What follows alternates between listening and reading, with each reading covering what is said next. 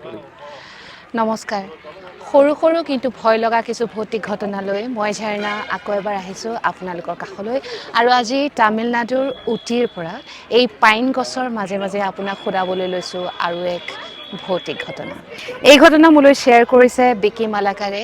হাজো নলবাৰীৰ পৰা এই ঘটনাটো লকডাউনৰ সময়ত তেতিয়া আপোনালোকে সকলোৱে জানে লকডাউনৰ পৰিস্থিতি কি আছিলে গতিকে মানুহ দুনুহৰ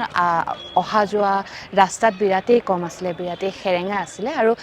পুলিচৰ ডাঙৰ মানে বহুত বেছি সিকিউৰিটি থাকাৰ কাৰণে বিকিহঁতো বাহিৰলৈ ওলাই যোৱা নাছিলে কিন্তু ডেকা ল'ৰা কিমাননো আৰু ভিতৰত ঘৰত সোমাই থাকিব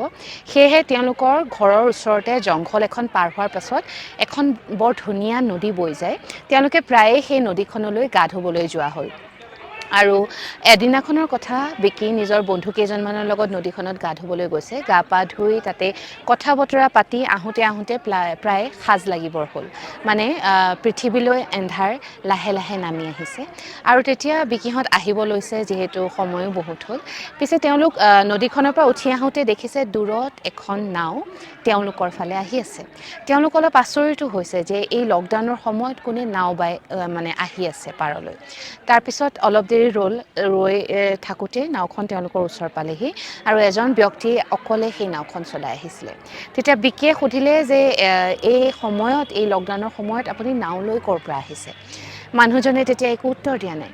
তেতিয়া বিকিৰ লগৰ এজনে ভাবিলে হয়তো চাগে তেওঁ অসমীয়া বুজি নাপায় তেওঁ অকণ ভঙা ভঙা হিন্দীতেই ক'লে যে কাহা সে আ ৰহে হো ভৈয়া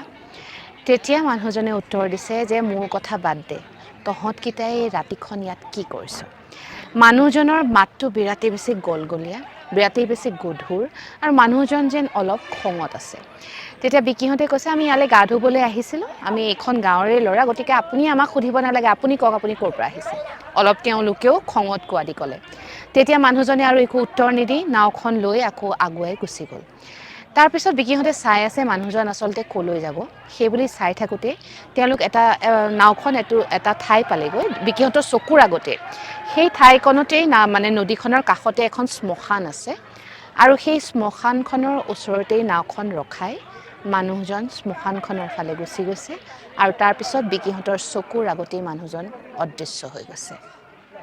সেই দৃশ্য দেখাৰ পাছত বিকিহঁত আৰু তাত থাকিব নোৱাৰিলে যিমান খৰকৈ পাৰে দৌৰি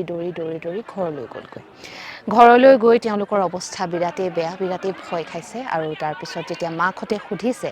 বিকিৰ ককাকো আছে তেওঁলোকক যেতিয়া সুধিছে যে কি হ'ল তহঁতে কিয় ইমান ভয় খাইছ কিয় ইমান চিঞৰ বাখৰ কৰিছ তেতিয়া বিকিহঁতে কথাষাৰ কোৱাৰ পাছত বিকিৰ ককাকে ক'লে যে বহু বছৰৰ আগতে সেইখন গাঁৱৰে এজন নাৱৰীয়া আছিলে আৰু সেই নাৱৰীয়াজন এদিন সেই নদীখনৰ পৰাই অদৃশ্য হৈছিল আৰু তাৰ পাছৰে পৰা এনেকুৱা সাজ লগাৰ সময়ত বহু মানুহে সেই নাৱৰীয়াজনক নদীখনত দেখা পায়